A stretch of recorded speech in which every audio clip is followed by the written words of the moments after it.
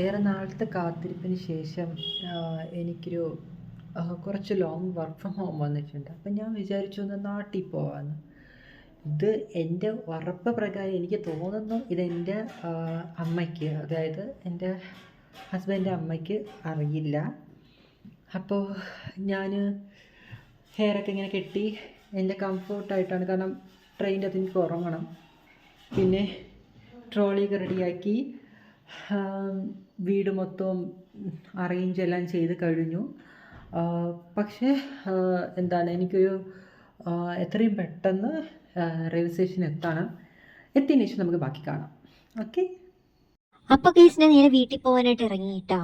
പിന്നെ ഒരു കാര്യം പറയാൻ വിട്ടുപോയി, ബാംഗ്ലൂരിലെ ബ്ലോക്കിന്റെ കാര്യം പറയേണ്ട ആവശ്യമില്ലല്ലോ. ഞാൻ 1 മണിക്കൂർ മുന്നെയാണ് ഇറങ്ങിയിട്ടുണ്ടായിരുന്നത്. 1 മണിക്കൂർ എന്ന് പറഞ്ഞത് ഞാൻ അവിടെ എത്തേണ്ട 1 മണിക്കൂർ, അങ്ങനെ നോക്കുകയാണെങ്കിൽ 2 മണിക്കൂർ നേരത്തെ ഞാൻ ഇറങ്ങിയിട്ടുണ്ട്. കാരണം ബ്ലോക്ക് ഒന്ന്, ഞാൻ അവിടെ പോയത് കുറച്ചു നേരം റെസ്റ്റ് എടുക്കാമെന്ന രീതിയിൽ, ആ രീതിയിലാണ് പൊയ്ക്കൊണ്ടിരിക്കുന്നത്. കുറച്ചു നേരം ഞാൻ റെയിൽവേ സ്റ്റേഷന്റെ ഭംഗി ആസ്വദിച്ചുകൊണ്ടിരിക്കുകയായിരുന്നു കേട്ടാ. പിന്നെയൊന്നും നോക്കിയില്ല, നേരെ വെയിറ്റിംഗ് റൂമിൽ പോയി വെയിറ്റ് ചെയ്തിരുന്നു കേട്ടോ, ട്രെയിൻ വരുന്നത് വരെ. ഇനി ട്രെയിൻ വരാനുള്ള കാത്തിരിപ്പ് മാത്രമാണ് എനിക്കുള്ളത്. ഏറെ നേരത്തെ കാത്തിരിപ്പിന് ശേഷം ഞാൻ ട്രെയിനിലേക്ക് കയറിയിട്ടുണ്ട് കേട്ടാ. പിന്നെ ഞാൻ എൻ്റെ എഗ് റൈസ് ഒന്ന് കഴിച്ചു. ഞാൻ തന്നെ കുക്ക് ചെയ്തതാ. പെട്ടെന്ന് പോയി ഉറങ്ങട്ടെ, രാവിലെ 3:30 എനിക്ക് ഒറ്റപ്പാലത്ത് ഇറങ്ങാനുള്ളതാ. ഓക്കേ. ദേ നമ്മുടെ സ്വന്തം ഭാരതപ്പുഴ. ഇപ്പൊ രാവിലെ 6:30 ആയിട്ടുണ്ട് കേട്ടോ. നാട്ടിൽ വരുമ്പോൾ ഇങ്ങനത്തുള്ള കാഴ്ചകൾ കാണുമ്പോഴാണ് കേട്ടോ എനിക്ക് നല്ല സമാധാനം സന്തോഷം ഉണ്ടാവുന്നത്. ദേ വീടെത്താറായിട്ടുണ്ട്.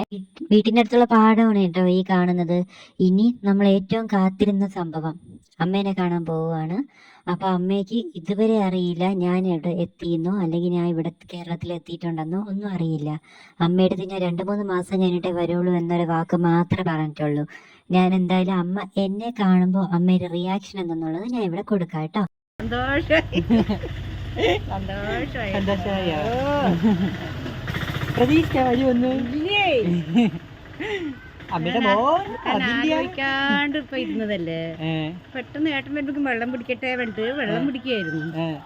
എന്റെ മോള് ഓട്ടോ വന്ന് ഓടി വരുന്നത് എന്താ പെട്ടെന്ന് പേടിച്ചല്ലേ? ഇത് ആരിതെന്ന്. യാത്രാക്ഷീണം മാറ്റാനായി നല്ല അയല വറുത്തതും അയലക്കറിയും കൂട്ടി ഞാൻ ക്ഷീണം തീർത്തിട്ടുണ്ട്. ബൈ.